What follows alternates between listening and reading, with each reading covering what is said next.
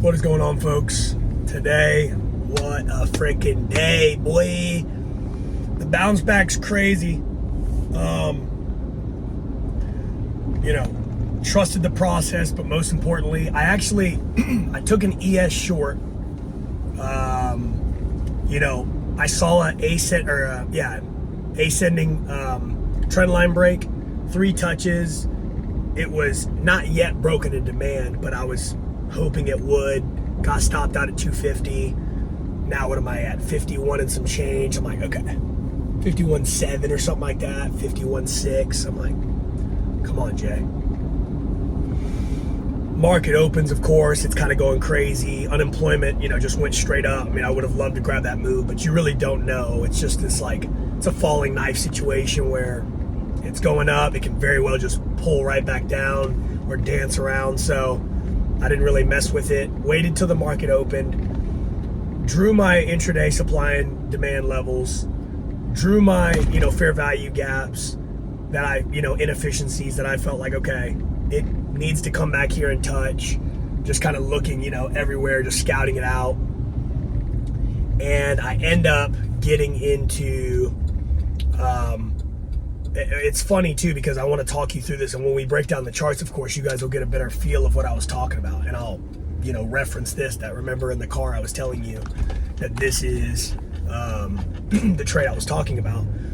I let this, let the candle close. I was so confident there was a massive fair value gap that needed to be filled on the downside. And I'm like, okay, this is gonna fill.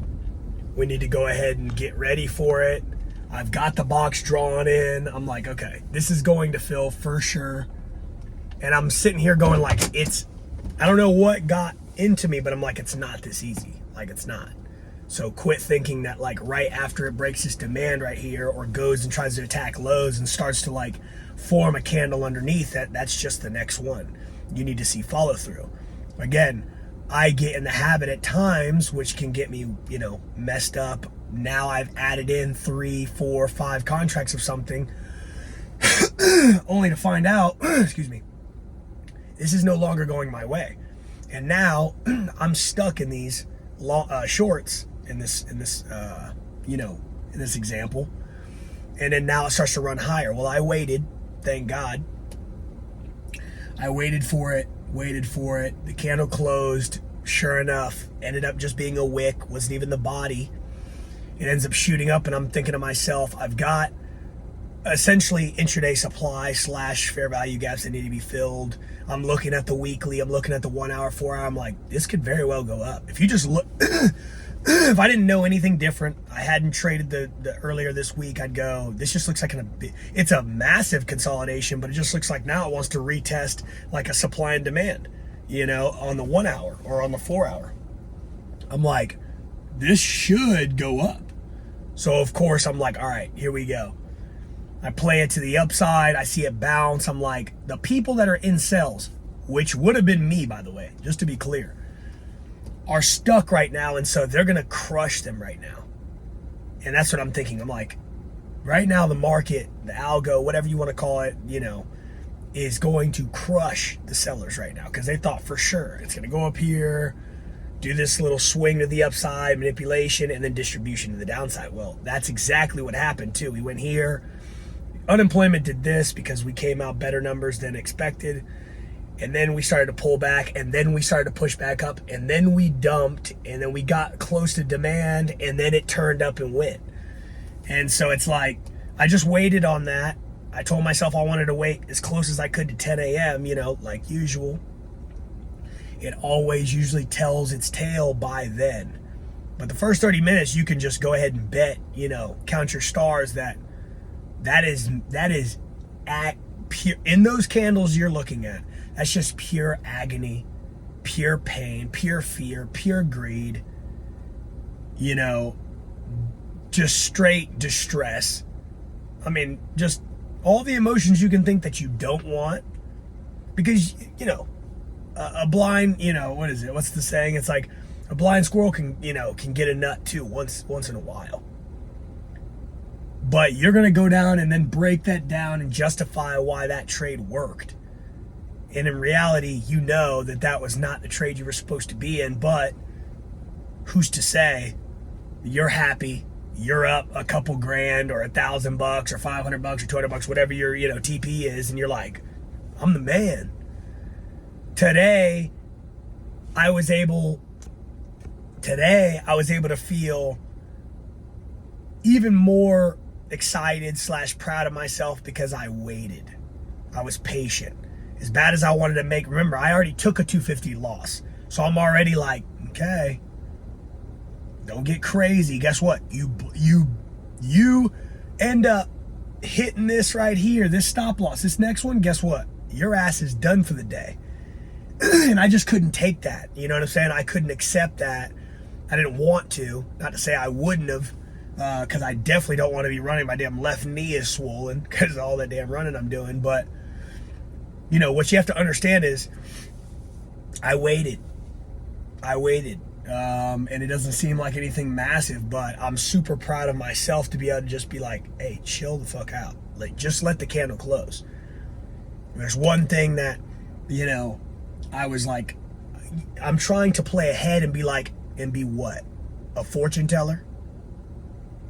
I'm so scared of missing a candle that's going to drop down in my mind, because I know you guys go through the same thing. In my mind, go down like 100 points. It's not going to happen. And if it does, and you miss it, you missed it. And if it was going to go down 100 points or something crazy like that, 200 points, you're just at the beginning of the move. One candle's not going to do that. You're going to get massive follow through. Now, you probably could have got a better entry. It doesn't mean that it's a bad candle. It doesn't mean that it's a bad, decision to get in a little bit later. If you've got follow through that's going to, and you're never going to know that, but you've got so much volume that's just screaming down. Look at, Friday of last week. Look at Sunday when, as we just opened and continue to fall. Things like this, when the $4.7 trillion, was extracted from the market or whatever, I want you to imagine that. Not to say that you were in that, you played that, you were scared to get in that. I mean, listen, if you don't know what you're doing, don't get into that kind of market. All I'm saying to you is this.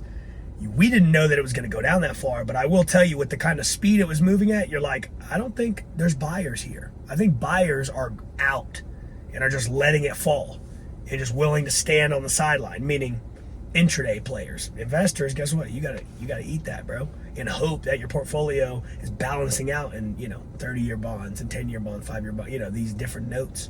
But all I say this morning is proud that I waited, because once I saw demand up at the top where I knew that it would take it to, or that I was very confident that it'd take it to, like, okay, let's let this thing go up to its level. And sure enough, I let it play out. It pushed up to essentially the highs of what I would consider an accumulation area. But remember, accumulation, manipulation, distribution, on its way to distribution, because it might still be going up right now, honestly. And honestly, I believe that it should. When you look at the 1 hour, weekly, 4 hour, it looks like it needs to go up and hit the point of control up there.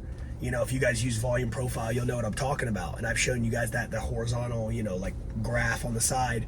When you see the one that's got the highest one, that's got the red mark in the middle, that's what's called the point of control. That's where the most volume is traded at that one area. They're attracted to that. Why? Because point of control means there's a lot of orders there. What's that mean? Liquidity. Liquidity is the gasoline to the car. There's your analogy. That is the fuel that makes the market go round. And we pass the book to London, London passed to Asian, that kind of thing. And then comes back to New York session. That is where we've got trillions of dollars, guys. 7 trillion. I want to say it might be a little bit less, because I think that's the foreign exchange, Forex market. But I want to say that the other market you're talking about, the index market, you know what I'm saying, CFDs, things like that, you're talking about $4 or $5 trillion that's moved around per day. You think anybody's you're gonna look around like you're a freaking crazy person, like you just felt like you literally went to the bank and robbed a bank legally. You're going to look around left and right and go, your jaw's going to be in your damn lap if you made $1 million in one day. People do that shit all the time.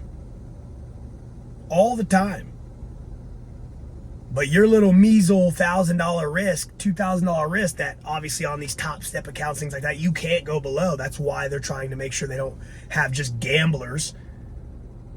They make money off of the gamblers as well, but that's why they want to trade and have people that work for their company as traders and pay out people from their, kind of nest of folks that are real, want to get better, want to do the right thing, but they're not limiting you to anything,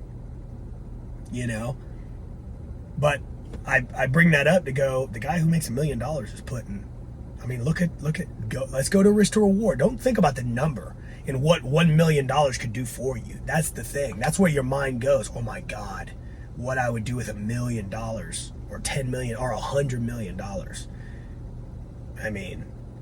That's all relative. 1%, right? Or let's just go risk to reward, just to make it really simple. 1 to 2, how much does he need to be risking to make $1 million? $500,000, guys. $500,000 in one trade. The one that you're like, don't stop me out, don't stop me out, don't stop me out, don't stop me out, at $250, he's risking $500,000 on one clip. Now he's putting thousands of contracts at once, maybe tens of thousands of contracts. But this is the game we play. This is here you go. This is the levels to the game. And he can sit behind a computer and click a button, and of course he's not like scalping like we are, or just intraday or intra-session trading. A lot of the times he's probably, a retail guy could definitely make that kind of money. I'm not saying that he couldn't, but that's probably an anomaly. Well, he's got some crazy cash to be a retail guy and be making $1 million. But I know it's possible. I know people do it. I'm just saying that, like, if you're not talking about options, which is obviously super, super, even more volatile, you know what I'm saying, of a instrument, you're talking about, like, what a play. To be in, to be out, to put 500,000 on the line, you're not going to get filled as easy as, me. At $1,000, you know what I'm saying, I'm making, or $1,300 or $2,000 I'm making. Today, we ended up pulling like just under $2,000, $1,300 or $1,400, just under $1,500, excuse me. So great day. We've passed. We've passed. That's the other reason, I'm proud of myself, because I was able to dig myself out of that hole. I know just months ago I would have got into the market this morning at 8:30 knowing it's an unemployment claim. I probably would have thrown 5 lot on it, or 5 contracts, whatever you want to call it, and blown my shit, or hit my daily, which would have locked me out again, which then would have had I don't know, $300-400, maybe blown it. But if not, I'd have a couple $100 to spare to try to trade off the next trade. So now guess what? Now I'm going one contract, but even one contract is too small, and all it does is go against me a couple ticks. I'm done. Smoked the account. All the work I'd put in.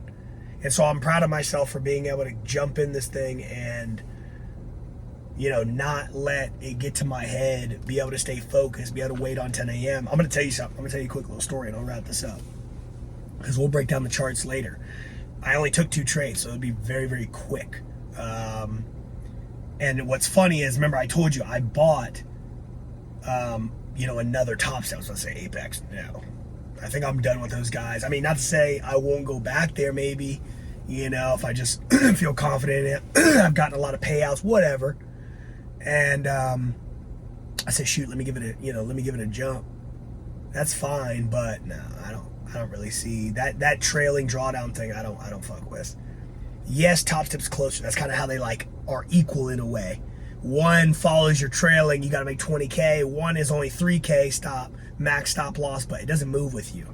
That to me is way better, because that's more of the FTMO vibe, which is what I used to do when I first started trading. My first trading account, FTMO. Luckily I was able to see what prop firms were, and boom, my eyes were open, and here we are 2 years later. But the fact of the matter is that's more of like, okay, I know what I can't go below. And then Top Step just puts an extra rule where they're like, if you blow $1,000 in a day, they will close it, like for your own safety, so you don't go on tilt. So you like go do something in your day, don't fuck this up type deal. And that's nice. Sometimes you don't agree with it, of course, because you're losing and you're behind. You're like, man, let me trade. I say that to myself all the time. But we've passed it. I'm pretty sure it's just the same fee as it was, $49 or whatever, like to have now a funded challenge. And so I'll go ahead and pay for that. But what I was saying is I've got 6 followers, guys. 1 leader account, 6 followers for a total of 7. And off that play right there, obviously they all get entered. You know what I'm saying? Like a copy trader. So those actually went down. Remember I told you I hit those, stop losses or whatever just from the past. And so now those are 50,300, 50,400, 50,000, so now I just need to work those. So I've already got 2 that are past 100K worth that I'll pay for by the end of the day. I'm sure that the end of the day has to, I would be very surprised. Maybe Top Step sees it, their system reads, okay, yes, he's past the 3K profit target, but if not, we got to wait to the end of the day when the day closes at 4 or whatever. Then it will register, okay, hey, congratulations, whatever, boom, pay for it. Though I still have 4 more that I need to, or 5 more that I need to work that will then allow me to, get even more accounts funded. So that's the next step, is trading, continue to trade well, because at the end of the day, when I've got the XFA, that's not going to change how I trade. I've got to trade well. So, put it together, wait on my 10 a.m., wait on my confirmations, wait on candles to close, things like this. Play the game. But after, I want to say it's like $200. You have to make $200 for 5 consecutive days or something. So make $1,000 to show like, okay, cool. And then you can take a payout. So it's like, we're right here, guys. We're right here, daddy. So it's like, I don't want to get ahead of myself. I don't know how comfortable unless I feel running. Like today, I was squeezing it. When I saw it bounce off of supply or demand and it pushed back up towards the supply, that's what I meant to say, not demand, excuse me, towards supply at the top, where I saw manipulation and then we started going towards distribution, I was like, I'm going to squeeze this fucking market. I'm squeezing it right now. When I feel it and when I'm in flow or when I'm in the zone, I don't question add contract. I'm throwing ones, bang, bang, bang, bang, bang. I think I got up to 4 or 5 maybe, but I was squeezing it. And I keep ticks on. I don't know if you guys do that. I wouldn't look at the profit target. Either put it as a percentage or put it as ticks. You do not need to be looking at cash. So in the corner, it shows you like what your P&L is. So yeah, of course, I cheat a little bit sometimes and peek up there and look at it like, oh, well, how much is it? But realistically, the ticks is really what I'm focused on, because that's where I have to exit at. And as long as I can't see the number, I'm thinking it's enough, but everything's happening so fast, I don't have time to scan what's my balance, what's this. I'm going, this is going to go to supply, and we're going to ride this. Let's go. Add. It keeps bursting, and it's just, again, it's just making these sellers that thought it was going to dump down past demand just miserable. And I'm like, let's go. So I got to squeeze it, at least to the top. What's this say? 500-point comeback rally.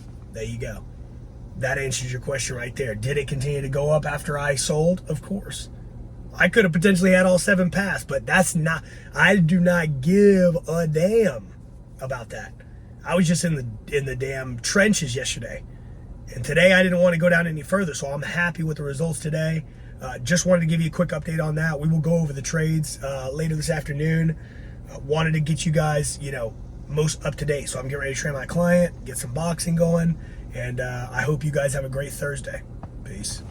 What is going on, guys? So we are going to go ahead and break down the trades here via TradeZillow. We've got 6 here, but again, it was really just 2 total trades. One was a 252 loss, and then the next one was just me stacking 1, 2, 3, 4, 5 contracts on a long on ES. So this will be really quick. Then we'll dive into the word, and then we'll go ahead and call it for today. I know it's a late one. It's 11:15 currently right now as I record this, so this may not get up until midnight. So I apologize, but I want to make sure that we go over these. I know you guys are always looking forward to these trades here. So the first loss again was a 252.80 loss. I took a short. This was at, I'll tell you right now, at 901. So this is pre-market. Again, what do I always say? Go in with a singular contract. I said I only need to go in with a singular contract. Why? Because number one, I'm a momentum trader. I look for volume, and then I squeeze the market for what I can get out of it. I don't need a lot. I try to take, maybe a couple dollar move. We count these in ticks a lot. So, 4 ticks is $1. I'm looking for sometimes $1 move. You know what I mean? $1.50 move. I don't need anything crazy. I obviously have enough, volume behind it, or we can make a play.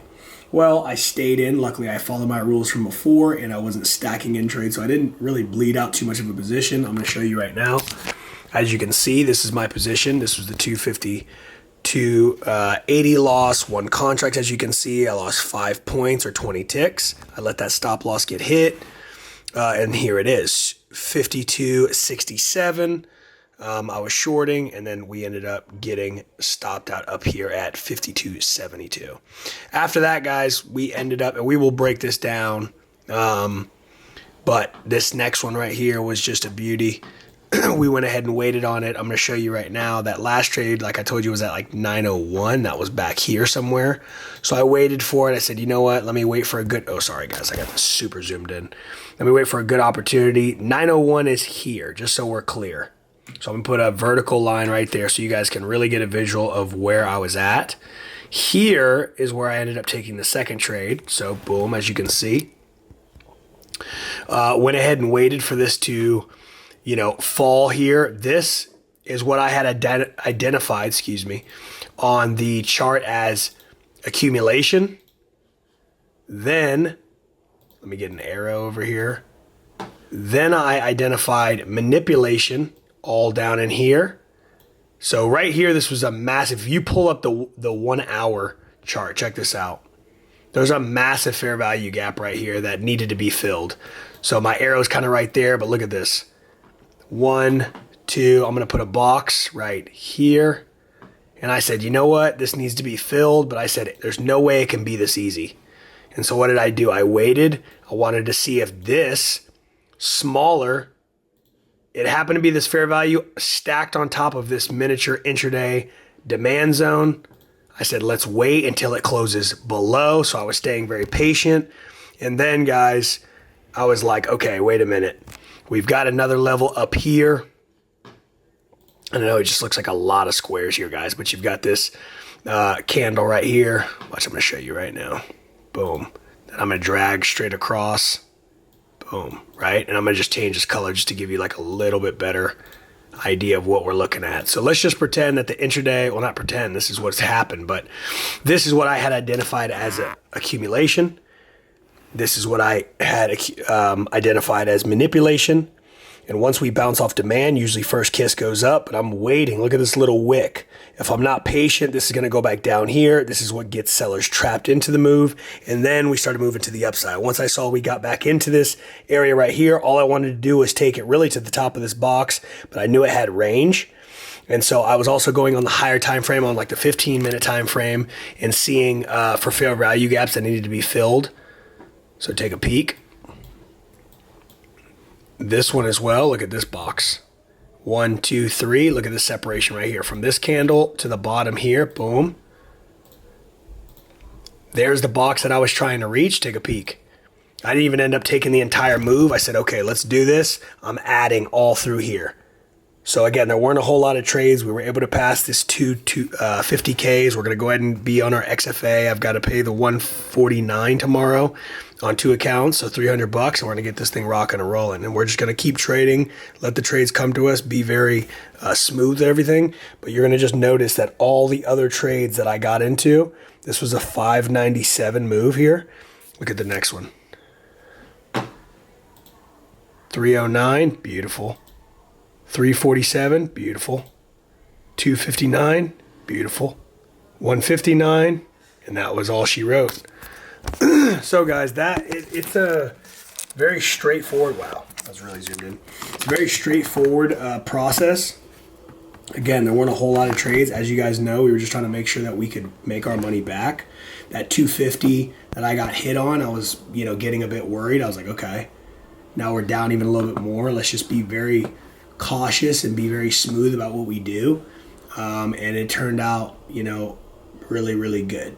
There's not a whole lot to talk about there. I don't want to sit here and kind of beat the dead horse. We got to continue to put days together and not guess and try to get above, or I should say early to a move that has not yet identified itself, but let those moves fall into my lap. That's the biggest thing. Let's go ahead and dive into this quickly. A simple guide for good behavior.